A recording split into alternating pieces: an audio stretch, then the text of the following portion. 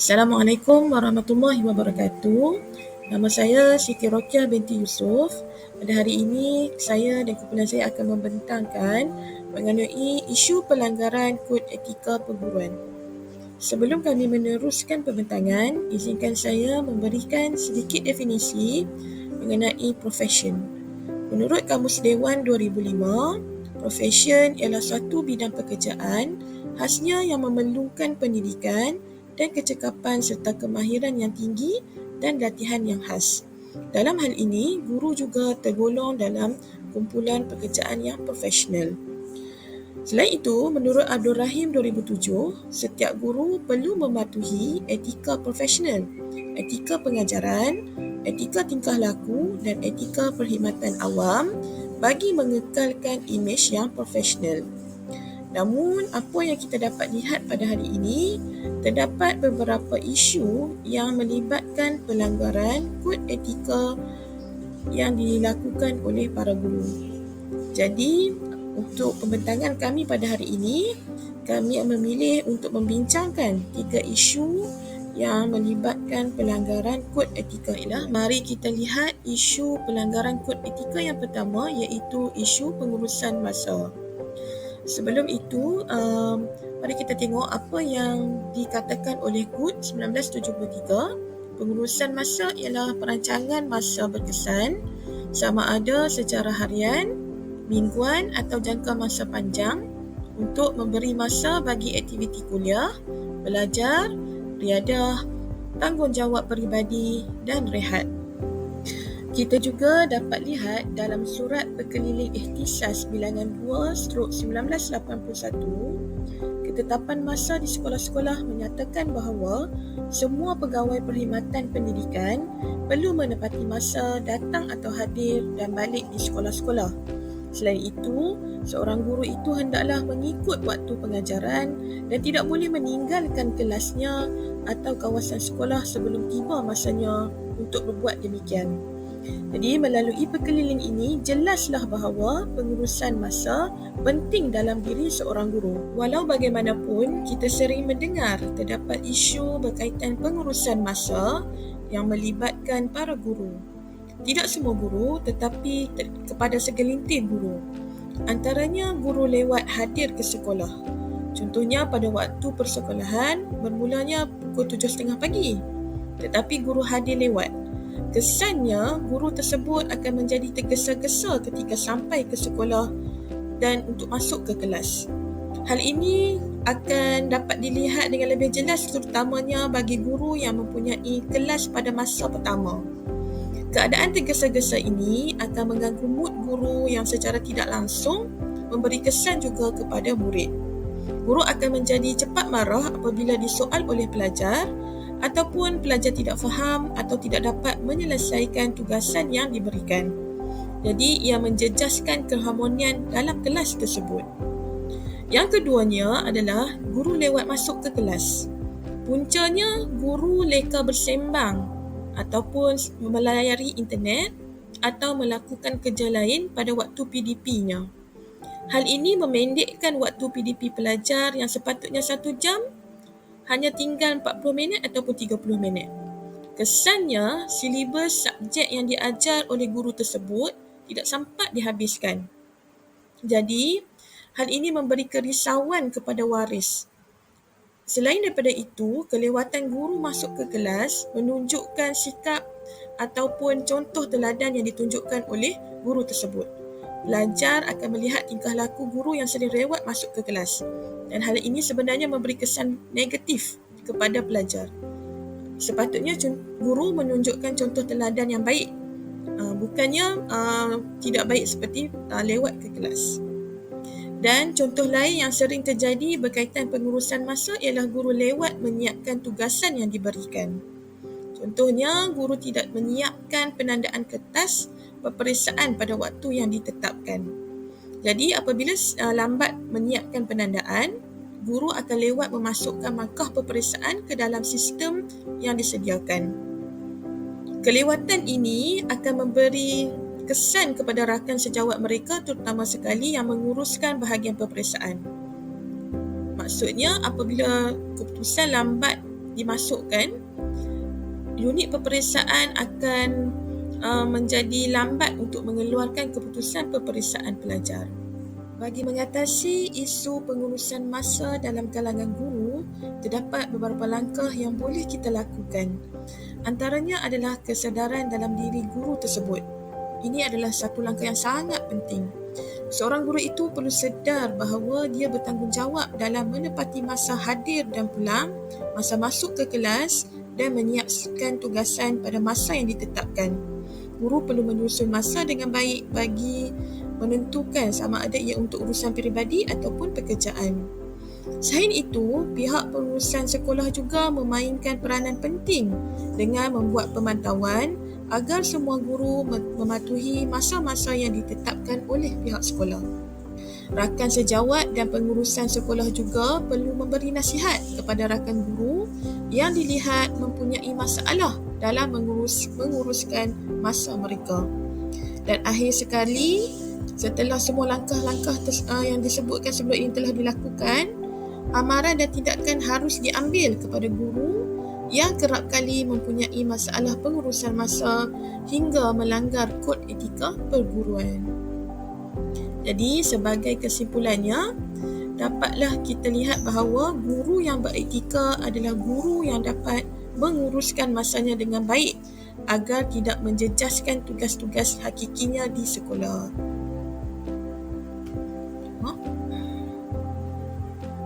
Bismillahirrahmanirrahim. Assalamualaikum. InsyaAllah kita akan sambung pada isu yang kedua, iaitu berkenaan dengan isu penampilan guru. Isu penampilan guru ini merujuk kepada ciri-ciri peribadi mulia yang perlu dimiliki oleh seorang guru, termasuklah sifatnya, kepercayaan, minat, aspirasi, nilai-nilai murni yang perlu dimiliki oleh seorang guru. Menurut Stewart, 2005 mendefinisikan penampilan sebagai trait-trait perwatakan dan personaliti yang perlu untuk kejayaan sebagai seorang guru. Contohnya perlulah memiliki sifat aspek-aspek tanggungjawab, kebergantungan, kreativiti, empati dan juga profesional sebagai seorang guru. Guru perlulah menampilkan watak terpuji, berimej dan berwawasan sebagai seorang pendidik yang unggul. Mereka perlu menunjukkan sifat yang positif. Selain itu, mereka juga perlu mengamalkan nilai-nilai murni dalam kehidupan seharian ketika melaksanakan tugasan sebagai guru. Mereka perlulah berpakaian menutup aurat dan sopan, menjaga kekhemasan diri dan melontarkan tutur kata yang sopan dan berkesan. Mereka juga perlu menunjukkan akhlak-akhlak yang mulia seperti sabar, cekal, pemaaf, toleransi, sentiasa menyayangi murid dan mementingkan orang lain dan juga bersifat pemurah dan pemaaf. Sebagai guru yang cemerlang, jenis-jenis ini perlu dimiliki oleh seorang guru. Dari aspek rohani, guru ini perlulah mempunyai keimanan yang kental kepada Allah SWT, keimanan kepada hari pembalasan serta para rasul. Dari sudut jasmani, guru ini perlulah memiliki kesihatan yang baik, sihat tubuh badan, terhindar dari segala penyakit, berpakaian kemas, berperwatakan yang menarik, cantik dan bersih. Dari aspek emosi, guru ini perlulah pandai mengawal perasaan marah, perasaan malas, pandai mengawal keadaan kelas, mewujudkan suasana yang selesa dan ceria. Selain itu juga, guru ini perlulah menyayangi anak murid serta mementingkan perasaan orang lain, bersifat pemaaf dan juga pemurah. Di sudut contoh isu penampilan guru ialah tidak dapat dinafikan segelintir guru yang bersifat diktator, iaitu tidak memberi peluang kepada pelajar untuk menyuarakan pendapat. Sesi pembelajaran ini ialah berpusatkan guru. Guru menerangkan sesi pembelajaran dan murid tidak berpeluang untuk merespon atau kritikan yang dijalankan. Sudut pemakaian. Terdapat sebilangan guru yang tidak menunjukkan etika pemakaian yang sewajarnya, seperti pakaian tidak kemas, tidak menutup aurat, memakai slipper dan memakai pakaian tak sesuai ketika suatu aktiviti dijalankan seperti hari sukan dan hari upacara, hari majlis-majlis tertentu. Bagi mengatasi masalah ini, guru perlu bersifat terbuka, memberi peluang kepada pelajar berfikiran kritis dan kreatif. Contoh, menjalankan aktiviti Part 21 ketika sesi pembelajaran dan pengajaran seperti think, pack and share, work to web, gallery and walk. Ini menjadikan sesi pembelajaran itu menyeronokkan dan bermakna. Di sudut pemakaian, guru perlulah memakai pakaian mengikut aktiviti yang dijalankan. Contoh, ketika hari sukan, memakai pakaian sukan. Ketika membuat sambutan hari tertentu seperti hari penyampaian hadiah, majlis-majlis pertandingan, memakai pakaian seperti yang dirancangkan. Ini melambangkan kreativiti dan juga kekemasan serta kekemasan guru di sudut rohani, jasmani dan emosi. Guru perlu juga menunjukkan imej yang positif dan optimis. Terima kasih saya ucapkan kepada Cikgu Mariani kerana telah mempersembahkan isu pelanggaran kod etika keguruan iaitu isu penampilan guru. Okey, kemudian saya Nurul Nadia akan menyambung isu pelanggaran kod etika keguruan yang seterusnya iaitu isu kesantunan guru. Kementerian Pelajaran Malaysia telah melakukan pelbagai usaha untuk meningkatkan standard profesion perguruan agar ia menjadi lebih unggul dan mendapat penghormatan. Guru-guru dituntut untuk sentiasa berkelakuan profesional dan mematuhi peraturan yang termaktub dalam etika profesion keguruan yang bertujuan untuk mencegah mereka dari melakukan tindakan yang dapat mencemarkan imej profesion keguruan itu sendiri. Etika keguruan merujuk kepada bahagian moral yang membincangkan tentang tingkah laku dan nilai manusia di mana para guru di Malaysia perlu mematuhi kod etika keguruan yang telah dirangka. Namun, kerjaya profesion perguruan pada masa kini tidak terlepas dari isu-isu yang dapat mencalar imej profesion tersebut. Isu kesantunan guru walaupun hanya melibatkan segelintir individu telah menyebabkan pandangan masyarakat terhadap profesion perguruan menjadi tercalar. Di sini saya akan kupas sedikit sebanyak mengenai isu salah laku guru dan kesantunan guru bertujuan untuk mencari jalan penyelesaian dan perbaikan terhadap isu-isu yang dihadapi oleh perguruan di Malaysia. Sebelum kita teruskan untuk mengulas isu kesantunan guru, mari kita lihat dahulu definisi kesantunan. Berdasarkan Mariyati dan rakan-rakan 2010, kesantunan didefinisikan sebagai perlakuan yang mampu menjalinkan hubungan baik antara individu-individu sehingga mencipta suasana pergaulan yang harmonis dan mesra. Definisi ini menitik beratkan yang pentingnya kesantunan dalam membangun dan memelihara hubungan sosial yang positif yang pada gilirannya mencipta suasana kondusif untuk interaksi yang sihat dan produktif. Dalam konteks pendidikan, kesantunan seorang guru terhadap murid, keluarga dan masyarakat secara keseluruhan memainkan peranan penting dalam mencipta lingkungan pembelajaran yang mendukung dan memotivasi di mana setiap individu merasa dihargai dan dihormati. Manakala menurut Kamus Dewan edisi keempat tahun 2007, kesantunan atau perihal santun bermaksud kesopanan dan kehalusan budi bahasa atau budi pekerti. Kehalusan budi pekerti pula merujuk kepada seseorang yang mempunyai perangai akhlak, tingkah laku dan kelakuan dan watak yang baik. Berdasarkan rujukan kamus dan pendapat tokoh akademik, dapatlah diringkaskan bahawa seseorang yang santun bukan sahaja perlu menjaga tutur kata, malah tingkah lakunya juga perlu dijaga. Oleh itu, nilai kesantunan tingkah laku ini perlu ada dalam setiap diri guru kerana guru merupakan role model yang menjadi contoh dan teladan kepada para pelajar. Seterusnya, mari kita lihat kes-kes yang berlaku akibat guru melanggar etika kesantunan guru. Di sini saya sertakan dua contoh. kes yang terjadi.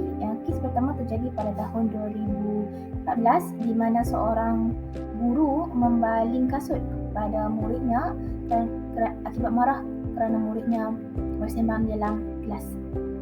Semasa proses pengajaran dan pembelajaran berlaku, bila akibat daripada terkena kasut tersebut, pelajar tersebut luka di dahi dan terpaksa ambil lapan jahitan. Kemudian kita ada lagi satu kes di Selangor di mana seorang guru mencampakkan pelajar tadika ke lantai. So di sini kita dapat lihat apabila seseorang guru itu hilang kesantunan dirinya, mereka akan bertindak di luar kawalan sehingga menyebabkan murid, keluarga dan masyarakat ada persepsi negatif terhadap profesi guru. So seterusnya mari kita lihat pula kepada kenapa terjadinya guru-guru tersebut hilang kesantunan dalam diri mereka tersebut sehingga hilang pertimbangan akal. So pertama sekali terdapat beberapa punca. So kita akan lihat 4 punca di sini. Punca yang pertama adalah gangguan emosi guru. So di sini kita boleh katakan kecerdasan emosi, iaitu yang merupakan kemampuan untuk mengawal dan mengelolakan diri sendiri dan orang lain dari aspek perasaan emosi dan tingkah laku. Jika tidak stabil, boleh menyebabkan guru bertindak di luar kewarasan akal seperti yang saya sebut tadi. Guru tersebut baling kasut, baling murid ke lantai kan. Kemudian emosi yang tidak terstabil ini mungkin berlaku apabila guru merasa kecewa atau putus asa akibat tingkah laku murid yang tidak mengikut arahan. Tambahan pula di zaman sekarang, di zaman moden sini, murid sangat kurang menghargai perasaan guru dan menghormati. Mereka lebih bersikap kurangnya sifat hormat pada guru berbanding dengan murid zaman dahulu. Kemudian kita lihat tekanan kerja guru kepada faktor yang kedua, dan salah satu punca utama adalah tekanan yang dihadapi oleh guru yang berpunca daripada ketidakmampuan mengawal disiplin dalam bilik darjah.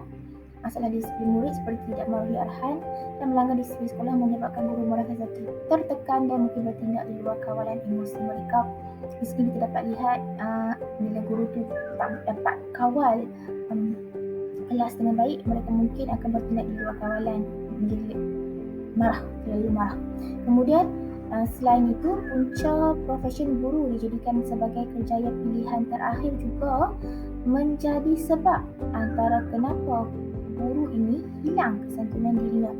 Kerana apa? Kerana individu ini tidak mempunyai jiwa pendidik yang sejati, tak komitmen dalam kerjaya dan juga mempunyai etika kerja yang sangat lemah. Hal ini menyebabkan mereka bertindak secara tidak profesional. Kemudian seterusnya, punca terakhir adalah kurangnya pemantauan pengajaran dan pembelajaran daripada pihak pentadbir. Apabila kurangnya pemantauan daripada pihak pentadbir menyebabkan guru merasakan mereka kurang risau akan akibat daripada tindakan mereka, kerana mereka rasa tiada siapa peduli akan jika terjadi sesuatu. Setelah kita melihat kepada punca-punca terjadinya etika pelanggaran kesantunan guru, so kita akan lihat kepada cadangan yang diberi untuk mengatasi punca-punca tersebut. Baiklah, di sini saya sertakan 3 cadangan untuk mengatasi punca-punca tersebut. Cadangan yang pertama adalah penguatkuasaan peraturan disiplin kelas. Di sini guru disarankan untuk melaksanakan peraturan berkaitan dengan sifar masalah disiplin di dalam kelas. Ini merujuk kepada model disiplin asertif yang telah diperkenalkan untuk mengawal tingkah laku yang tidak diingini berlaku dalam bilik darjah. Dengan adanya peraturan kelas yang jelas, murid akan dikenakan tindakan berdasarkan hukuman yang telah dipersetujui secara bersama, mengurangkan masalah disiplin di dalam kelas. Kemudian, cadangan yang kedua adalah kursus kesedaran tanggungjawab sebagai pendidik. Maksudnya, guru perlu menghadiri kursus yang dikendalikan oleh kerajaan untuk meningkatkan kesedaran tentang tanggungjawab mereka sebagai pendidik. Nilai-nilai murni seperti kemanusiaan, kasih sayang, nilai moral, etika dan tanggungjawab perlu diterapkan ke dalam diri setiap guru untuk memelihara mereka daripada melakukan tindakan yang bertentangan dengan norma hidup masyarakat. Seterusnya, cadangan yang terakhir adalah untuk mengurangkan penempatan guru sedaran tidak terlatih. Di sini, kerajaan digesa agar mengurangkan penempatan guru sedaran atau guru sementara yang tidak terlatih. Hal ini kerana latihan formal di institut perguruan atau universiti penting untuk memastikan guru memiliki kemahiran dan pengetahuan yang diperlukan dalam mendidik murid. Ini juga akan membantu meningkatkan martabat profesion keguruan. Secara kesimpulannya, isu pelanggaran kod etika keguruan yang meliputi isu pengurusan masa, kesantunan guru dan penampilan guru merupakan aspek penting yang perlu diberi perhatian serius dalam sistem pendidikan Malaysia. Isu-isu ini tidak hanya menjejas imej profesion keguruan tetapi juga keberkesanan proses pembelajaran dan pengajaran di sekolah. Isu pelanggaran kod etika keguruan memerlukan tindakan proaktif dari semua pihak terlibat dalam sistem pendidikan. Pentadbir sekolah, guru dan agensi berkaitan perlu bekerjasama untuk mengatasi isu-isu ini melalui pendidikan berterusan, pemantauan dan sokongan. Melalui usaha bersama, kita dapat memastikan profesion keguruan di Malaysia terus dihormati dan dianggap sebagai salah satu tonggak utama dalam pembentukan generasi masa depan yang cemerlang. Akhir kata, terima kasih kerana sudi mendengar persembahan dari kumpulan kami berkaitan dengan isu pelanggaran kod etika keguruan. Assalamualaikum warahmatullahi wabarakatuh.